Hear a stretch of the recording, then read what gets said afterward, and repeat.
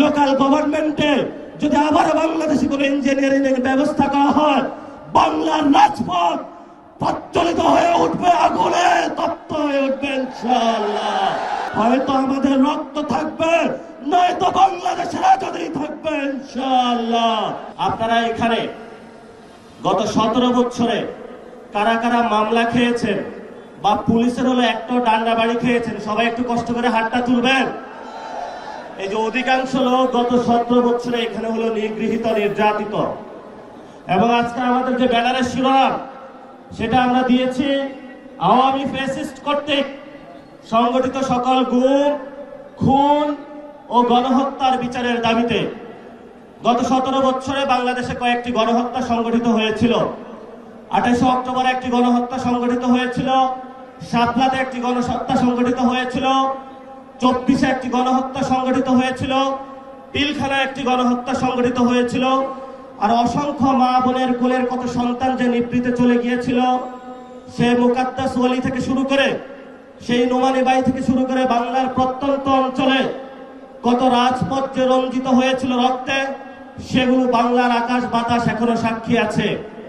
কয়েকদিন আগে প্রধানমন্ত্রী একটি বক্তব্য দিয়েছিলেন যে আমার যে মেরুদণ্ডটা ভাঙা হয়েছিল, আমি যদি প্রতিশোধ নেই তাহলে কি আমার মেরুদণ্ড ফেরত পাবো কিনা, তিনি এই বক্তব্যটা রেখেছিলেন।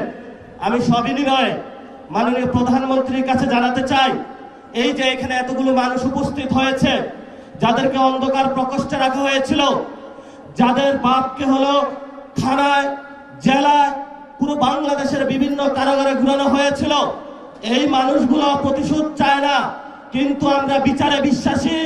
আমরা বাংলাদেশে বিচার চাই। যদি বিএনপি সরকার বাংলাদেশে আমাদের এই মজলুম মানুষের বিচার করতে সক্ষম না হয়, ইনশাআল্লাহ 11 দলীয় জোট আগামী নির্বাচনে ক্ষমতায় গিয়ে আওয়ামী ফ্যাসিস্ট আমলের সকল গুম, খুন, নির্যাতন এবং জুলুমের বিচার বাংলার মাটিতে করবে ইনশাআল্লাহ।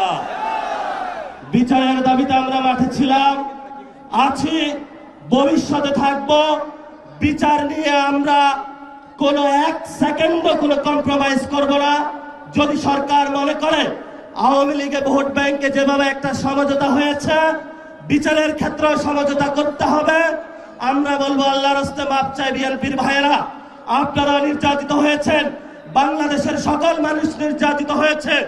নির্যাতিত যারা মজলুম আছে, মজলুমদের পক্ষে আল্লাহ আছে, এই মজলুমদের পক্ষে আমরা থাকবো ইনশাআল্লাহ।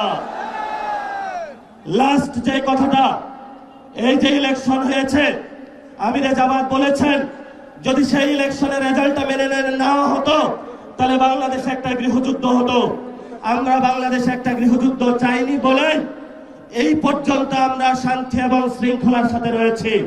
নির্বাচন কমিশনে যে কমিশনারগণ নিয়োগ হয়েছিলেন, সেই প্রস্তাবনা আমাদের কাছে এসেছিল, বলেছিল ভাগ বটরা করে অমুক অমুক ব্যক্তিকে বসাতে হবে।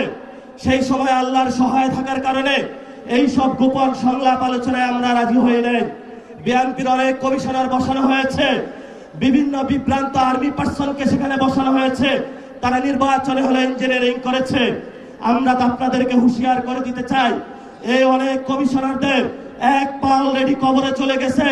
এই অবস্থায় আপনারা যদি বাংলাদেশের মানুষের সাথে গাদ্দারি করেন, প্রতারণা করেন, লোকাল গভর্নমেন্টে যদি আবার বাংলাদেশে কোনো ইঞ্জিনিয়ারিং এর ব্যবস্থা করা হয়, বাংলার রাজপথ প্রজ্বলিত হয়ে উঠবে, আগুনে তপ্ত হয়ে উঠবে ইনশাআল্লাহ।